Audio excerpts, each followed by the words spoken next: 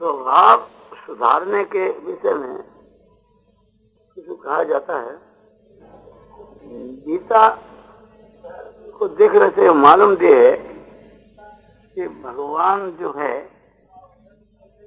कर्म के सुधार के ऊपर इतना जोर नहीं देते हैं जितना स्वभाव के सुधारने पर जोर देवे।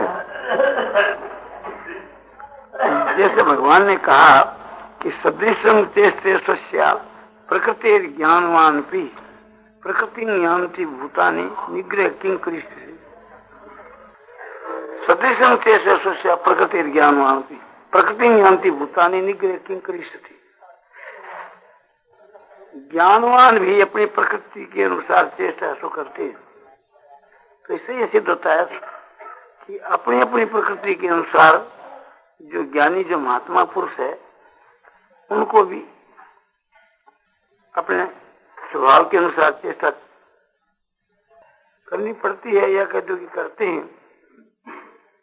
और सारे भूत प्राणी प्रकृति को प्राप्त होते हैं ना अपने स्वभाव को ही प्राप्त होते हैं। तो मैं ये कर्म करूंगा ये नहीं करूंगा, इसमें किसी का हट क्या काम देगा। तो फिर क्या करना चाहिए? इंद्रिय से राग द्वेषो व्यवसितौ तयोर न वशमागच्छेत तौ यश परिपंथी नौ। इंद्रिय के अर्थ में यानी प्रत्येक इंद्रिय के अर्थ में राग और द्वेष स्थित हो रहे हैं, उनके बस में नहीं होना चाहिए। हमारे शत्रु है, राग द्वेष का त्याग करना चाहिए, काम क्रोध का त्याग करना चाहिए, राग द्वेष से रहित होना चाहिए, इत्यादि काम क्रोध से रहित होना चाहिए। राग द्वेष विरक्तेषु विषय इंद्रिय शरण आत्म वशीर विधेयात्मा प्रसाद बदि गच्छति। राग द्वेष रहित इंद्रियों के द्वारा जो विषयों के वहां विचरण करता है, कैसी वह इंद्रियां है कि आत्म वशी इंद्रिय माने अपने वश में है, अपने कंट्रोल में है, साधक के कंट्रोल में है। और मन भी जिसका अपने वश में है, ऐसा जो पुरुष है वो प्रसाद को प्राप्त होता है, यानी उसका अंतःकरण शुद्ध होकर के प्रसन्नता को प्राप्त हुआ है। और वो जो सात्विक प्रसन्नता है उससे सारे दुखों का नाश होकर के और बुद्धि जो है सो परमात्मा के स्वरूप में स्थिर हो जाती है। तो स्थित वर्ग का उपाय भी यही बताया। ज्ञान होने के उत्तर काल के श्लोक को देखने से यही बात सिद्ध होती है कि उसके वहां राग द्वेष काम क्रोध आदि नहीं रहते। काम क्रोध के विषय में भगवान कहते हैं कि काम क्रोध युक्ता नाम यति नाम यत साम अभी तो ब्रह्म निर्वाण वर्तते विदितात्मना। 526 की श्लोक में जो काम और क्रोध से रहित है, जिन्होंने अपने चित्त को जीत लिया है, ऐसे यत्नशील या सन्यासी निर्वाण ब्रह्म ही उनके लिए सब ओर से बढ़ता है, माने निर्वाण ब्रह्म को भी प्राप्त है। ज्ञानानंद ब्रह्म की प्राप्ति जिसको हो जाती है इसी को कहते हैं निर्वाण ब्रह्म की प्राप्ति। और बार बार भगवान कहते हैं कि त्रिविधं नरक सेदं द्वारं नाशनमात्मने कामक क्रोधस तथा लोभस तस्मात् चित्तं त्यजेत्। काम क्रोध और लोभ ये तीन साक्षात नरक के द्वार हैं, इसलिए इनके बस में नहीं होना चाहिए। ये आत्मा का पतन करने वाले हैं। इन सब बातों से यही बात मालूम हुआ है कि इनके त्याग के बीच के वहां अपनी स्वतंत्रता है। यदि स्वतंत्रता होती तो भगवान क्यों कहते कि इनका त्याग करना चाहिए। तस्मात् त्यजेत् कह रहे कि इस वास्ते इन तीनों का त्याग कर देना चाहिए। यदि ऐसी बात होती कि ये त्याग करने की हमारी सामर्थ्य नहीं है, तो ऐसी बात नहीं है। त्यागने की सामर्थ्य है तभी भगवान जोर देते हैं। और ये काम क्रोध और लोभ ये नाना प्रकार का पाप करा करके इसको घोर नरक में ले जाते हैं। अनुकूलता के बीच के में समझो कि राग और प्रतिकूलता के वहां द्वेष उत्पन्न होता है। यह जो संसार है एक प्रकार से इसमें तीन प्रकार की वृत्ति होती है, एक अनुकूल, एक प्रतिकूल और एक सम। सम जो भाव है वो तो मुक्ति के देने वाला है। निरपेक्ष जो भाव है उसमें भी समता है। और राग द्वेष जो है वो दोनों ही समझो घोर नरक में ले जाने वाले हैं। यदि मनुष्य तेजी के साथ में अपने आप पर कंट्रोल करे और स्वभाव का सुधार करे तो यह बात असंभव नहीं मालूम देती। कल सायंकाल के बात हुई थी भाई अपना सुधार कोई आदमी चालत कर सके। आप यो विचार कर लेवा कि भाई अपना यो विचार है तो वह विचार ने महत्व देना चाहिए कि जैसे पहला अपन लोग दिया करता था। तो यह बात आई मन में कि ठीक है, ये बहुत अच्छी बात है। अब चाहो तो ये सुधार हो सके, अब कोशिश करना तो कोई कठिन बात नहीं। इससे भी उत्तम बात यह है कि जो बात होती रहे वो देख तो रहे, कोई भी प्रकार को भविष्य को विचार भी नहीं करे। संकल्प नहीं तो करना ही चाहिए, माना संकल्प तो करना बहुत ही खतरे की चीज है। विचार कोई वक्त में इसलिए आदमी ने थोड़ा करना पड़े कि जैसे अब कुछ भी नहीं कहा और कल आप हाजिर प्रातः काल नहीं और 4:30 बजे तो दूसरा आदमी ने मालूम नहीं पड़े और वे लोग एक प्रकार से आकर इकट्ठा हो जावे। सबके मन में ये थोड़ा धक्को लगे कि रोज टेम तो है ही करे, आज कोई घोषणा भी नहीं हुई, कोई बात जनाई भी नहीं गई। तो एक प्रकार से या उल्टी भी धारणा हो जावे कि क्यों नहीं टेम हुई। तो थोड़ा संकेत होने में तो इसी खराब बात नहीं है। बहुत आदमी से संबंध हुआ तो थोड़ा संकेत है तो एक उसे करना उचित मालूम देवे कि सत्य की प्रतिष्ठा होने पर उसके वाणी जो है सो फलवारी होती है।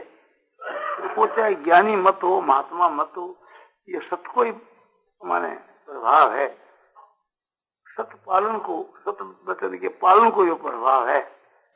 इसी प्रकार से चाहे ज्ञानी मत हो, सत्य संकल्प माने संकल्प जो है वह कोई वो प्रभाव है कि संकल्प सत्य हुआ है। ज्ञान के सिद्धांत के बीच के बातों समझो जो परमात्मा को जो प्राप्त हो जावे उसके बाद तो एक प्रकार से भावी का कोई संकल्प तो उसको हुआ है को नहीं।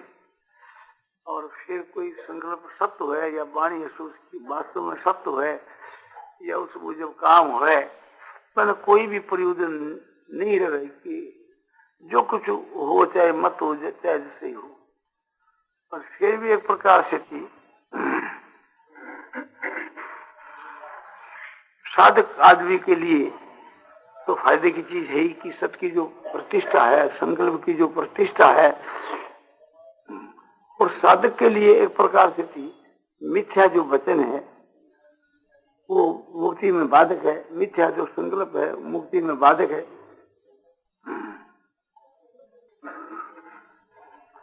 तो एक घड़ी के बाद यो काम करना है, इस प्रकार को संकल्प नहीं रख करके संकेत मात्र रखे जावे तो वो अच्छे है।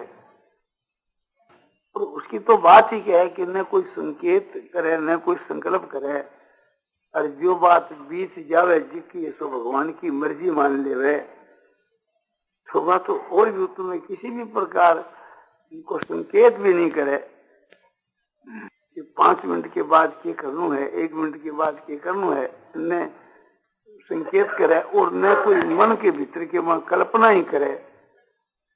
जो बात हो रही है उसने देख तो रहे तो यह बात बहुत ही ऊंचे दर्जे की है। साधक के लिए तो बात ही क्या है, ये तो सबके लिए गौरव की बात है। साधक के लिए तो परमात्मा की प्राप्ति के वहां सहायक हर एक माता बहनों को और भाइयों को ख्याल रखने की बात है कि आप लोग एक प्रकार से मन ही मन के बाद नाना प्रकार का संकल्प विकल्प करवो करा कि यो काम यूं करना है, यूं करना है, और मिनटा में मैंने बदलता रहा कि अच्छा यूं नहीं तो यूं ठीक है। थोड़ी बार के बाद में विचार आप बदलता रहा। इसी प्रकार से आप कभी बार के मां जाने के विषय के बीच के मां घड़ी में तो यो विचार कर लियो कि भाई आपने कल चल लो, घड़ी में यो कर लियो, नहीं कल नहीं परसों, और कभी यो कर लियो कि नहीं 5 दिन के बाद, कभी 10 दिन के बाद विचार करो तो बोलो अच्छा कल ही आपने चला चालो।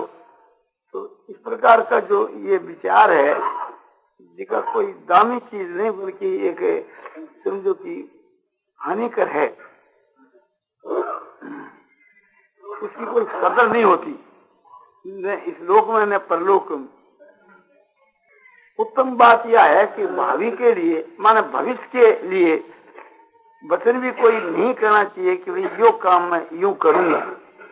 वचन कहने से वह वचन मिथ्या होने की संभावना है।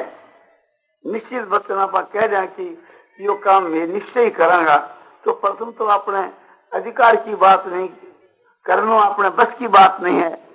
दूसरी बात यह है कि एक प्रकार से अपनो विचार बदल जाए तो वो काम नहीं हो सके तो वचन मिथ्या हुए, और आप पहला मर जावा तो वो बात मिथ्या हुए। मरना कोई बस की बात नहीं है। तो हर एक प्रकार से विचार करके देखे जावे तो एकदम भविष्य के वास्ते निश्चित बात नहीं करनी चाहिए। एक लौकिक कथा इस विषय के बीच के में है, मैंने शास्त्रों में तो नहीं देखी। लौकिक कथा यह है, कोई ब्राह्मण जो है सो दान लेने के वास्ते आया था। उस समय के महाराजा युधिष्ठिर उस ब्राह्मण ने यह बात कही कि महाराज कल आपको देंगे, आप कल अमुक समय में आना, कल आपको ये चीज दी जाएगी। उसके जाने के बाद में अर्जुन और भीमसेन आदि ने बहुत हर्ष मनाया और उत्सव मनाया। ये देखकर राजा युधिष्ठिर ने पूछा कि आज कोई पर्व काल तो नहीं है, ये उत्सव एक प्रकार से मनाया जा रहा है, ये किस उद्देश्य से मनाया जा रहा है? तो उसके उत्तर के वहां अर्जुन ने ये बात कही कि आप सत्यवादी है और आपका जो वचन है सो कभी मिथ्या हो नहीं सकता। और आपने उस ब्राह्मण को यह बात कही कि हम कल आपको दान देंगे। तो ये एक हमारे लोगों के सौभाग्य की बात है कि कल तक तो आपके दर्शन होते ही नहीं, क्योंकि उस ब्राह्मण को जब तक दान नहीं देंगे तब तक तो आपका शरीर कायम ही रहेगा। ये सुनकर राजा युधिष्ठिर ने कहा कि आप लोगों ने जो मेरे को चेतावनी दी, बड़ी उत्तम चेतावनी दी, और ऐसी चेतावनी देनी चाहिए। मैं गलती से यह बात कह दी थी कि मैं तुम्हारे को कल जो है सो यानी आपको कल है सो मैं दान दूंगा, तो नहीं तो मनुष्य के बस की बात है कोई काम करना, और न शरीर का ही भरोसा है। तो ऐसी परिस्थिति के बीच के वहां भविष्य का वचन नहीं करना चाहिए। तो दान तो फिर दूसरे दिन देना ही था, किंतु बात यह है कि इस प्रकार से हम 5 दफे करेंगे तो उसमें 1 दफे 2 दफे वो बात मिथ्या होने की संभावना है। विचारवान मनुष्यों को इस विषय के में खूब सावधान होना चाहिए और भविष्य के लिए प्रतिज्ञा नहीं करनी चाहिए कि ये काम मैं इस प्रकार से करूंगा। नियम तो ले सकता है, प्रातः काल की संध्या सूर्योदय के पूर्व में करनी, सायंकाल की संध्या सूर्यास्त के पूर्व में करनी। इस प्रकार से अपने मन के बीच के वहां एक नियम लिया तो उसके अनुसार वो काम चलता ही है। समझो कि वो यदि जब कभी मर जाए तो वो लागू नहीं पड़े, प्रातः काल के पहले ही मर जाए तो लागू नहीं पड़े, सायंकाल के पहले ही मर जाए तो लागू नहीं पड़े। वो तो एक प्रकार का समझो कि नियम का पालन है। इसी प्रकार से नियम के रूप में तो वो चीज तो वर्तमान है, इस बात से कोई उसमें आपत्ति नहीं आती। कि बस मनुष्य को सदा ही ऐसा करना चाहिए, ये करना चाहिए, ये करना चाहिए, और वो नियम एक प्रकार से उसका पालन करना चाहिए। जो आपने मन के वहां निश्चय कर लिए जावे वे को पालन करना चाहिए। इस प्रकार से नियम के रूप में आप अच्छी अच्छी बातों को पालन करा तो आप बहुत जल्दी अपने स्वभाव को सुधार हो सके, और स्वभाव को सुधार होने से क्रिया को सुधार हो सके। तो मूल ऐसा स्वभाव है हृदय के बीच के वहां ये निश्चय कर ले हुए, मन के संकल्प के विषय में निश्चय कर ले हुए कि भावी को संकल्प कोई करना ही नहीं, और भविष्य के वास्ते कोई निश्चित बात एक प्रकार से मन में तय करनी ही नहीं। जब मन में तय नहीं की जाएगी तो फिर वाणी के द्वारा उसको प्रयोग क्यों हो। तो यह बात जो है सो बहुत ही उत्तम बात है। तो अपना जो स्वभाव है वह को आदमी चाहे तो सुधार कर सके है कि अपने मन के भीतर के वहाँ अनेक प्रकार के जो संकल्प विकल्प उठते रहते हैं वे भी कम हो जाए। ये एक निश्चय करे कि अपने भावी के वहाँ क्या करना है, 2 मिनट के बाद 5 मिनट के बाद क्या करना है। तो इस प्रकार का जो संकल्प है उन्होंने बिल्कुल ऐसे उठा दे हुए, और कोई भी मन के वहाँ बात आवे अपने यो काम करना यो काम करना, तो उसी वक्त में कह दे कि अपन कुछ भी नहीं करना है, कुछ भी नहीं करना है, तो जो कुछ हो जाओगे जी कोई ठीक है। तो इस प्रकार से धारणा करने से कई काम ऐसा है कि जिसके वहाँ एक वक्त पर तो याद नहीं आवे, याद आने के वक्त में ये कहे कि भाई ठीक है समय पर जो हो जाए तो ठीक है। तो इसमें कई संसारिक कामों के बीच के वहाँ समझो कि नुकसान हो सके। बोले नुकसान हो तो क्या बात है, यो कितना बड़ा नुकसान है। जो आत्मा के कल्याण के विषय में जो एक बड़ी भारी बाधा है, बड़ो एक समझो कि पतन की संभावना है, वो चीज बड़ी क्या संसार को काम बढ़ो, तो उसमें कोई ऐसी बात नहीं है। जो वास्तव के वहां होने वाली चीज है वो तो हो ही जाएगी, वो तो अपने आप ही हो जाएगी। अरे जो एक प्रकार से अपने अपने भीतर में जो संकल्प करना है जिका व्यर्थ का है, इस सिद्धांत के अनुसार मनुष्य ने कभी भी न तो मरने की इच्छा ही करनी चाहिए न जीने की इच्छा ही करनी चाहिए। यदि मनुष्य मरने की इच्छा करे तो एक तो ये पाप है, एक प्रकार की हिंसा है, और दूसरी बात यह है कि उसकी इच्छा करने से जो मृत्यु प्राप्त नहीं हुए, इच्छा की पूर्ति भी नहीं हुए। ऐसे कोई आदमी जीने की इच्छा करे तो इच्छा करने से कोई जीणो बढ़ जाए, वो बात भी नहीं है। और जीने की इच्छा तो प्राय सभी करते हैं और सभी मरते हैं।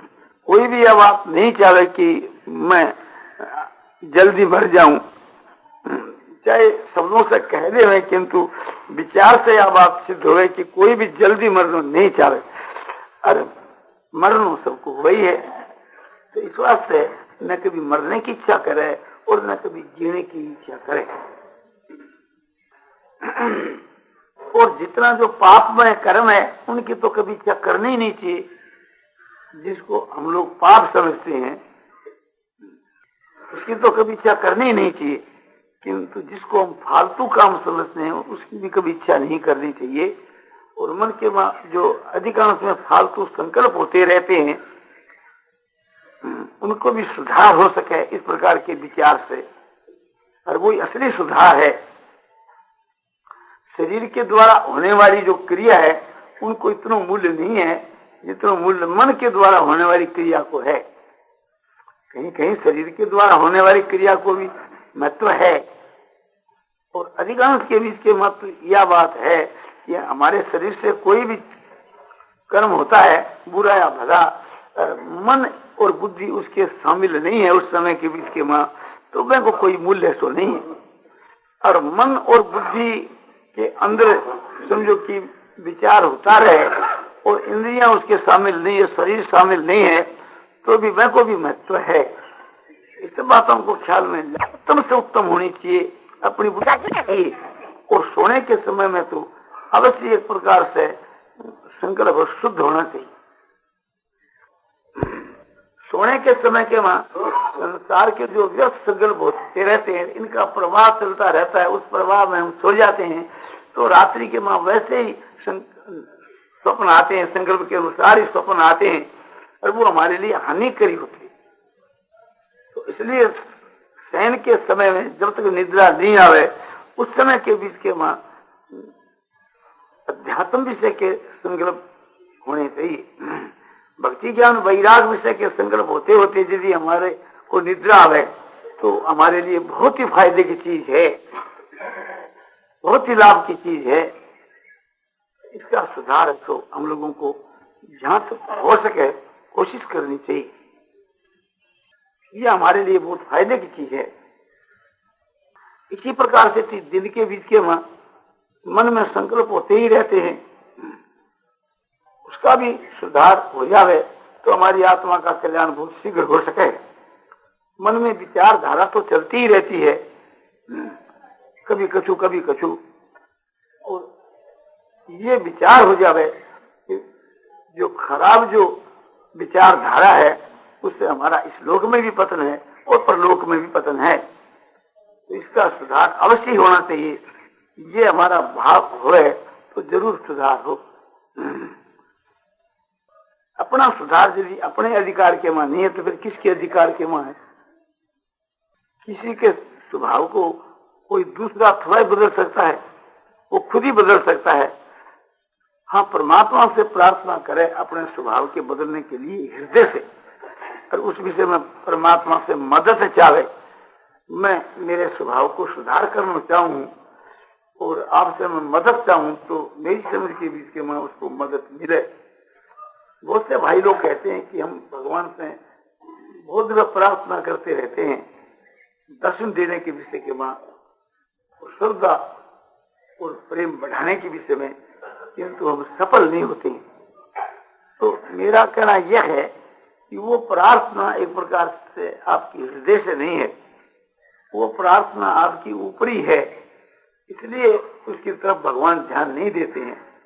यदि एक विकस की अपने आवाज होए हृदय से आप यदि उसको चाहें तो जरूर एक प्रकार से आप कामयाब हुए, यानी आप का विचार सो सिद्ध हुए। यदि कहो आपको क्या पता है, पता तो यह है प्रार्थना करने के ऊपर यदि सुनाई नहीं हो तो आपको दुख होना चाहिए ना।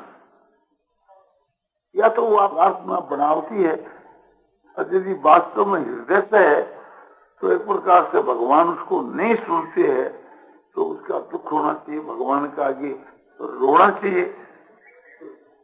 जब आपको रुलाई नहीं आती है तो यह समझना चाहिए कि आप ऊपर से सीखी हुई बात के अनुसार एक प्रकार से प्रार्थना कर देते हैं, तो इससे विशेष काम नहीं होता। जैसे हम लोग गीता का पाठ करते हैं और उसको समझते नहीं है, मन लगा कि हमने क्या पाठ किया, और कहीं अर्थ समझ करके भी पाठ किया तो फिर उसको महत्व नहीं देते कि भाई ये बहुत दामी चीज है, इसने आज से अपने काम में लेनी चाहिए। न तो उसको धारण ही करते हैं और न उसको काम में ही लाते हैं, तो फिर उसका हमको लाभ क्या मिलेगा? तो इन सब बातों को समझ करके अपने भाव का भी सुधार करना चाहिए, और भाव के साथ साथ में क्रियाओं का सुधार तो अपने आप ही हो जाएगा। और अपने ध्यान में आ जावे तो क्रियाओं का भी सुधार अपने को करना ही है। कोई इससे अपने कोई ये तो है ही नहीं कि भी अपने स्वभाव का ही सुधार करना है, क्रिया का नहीं।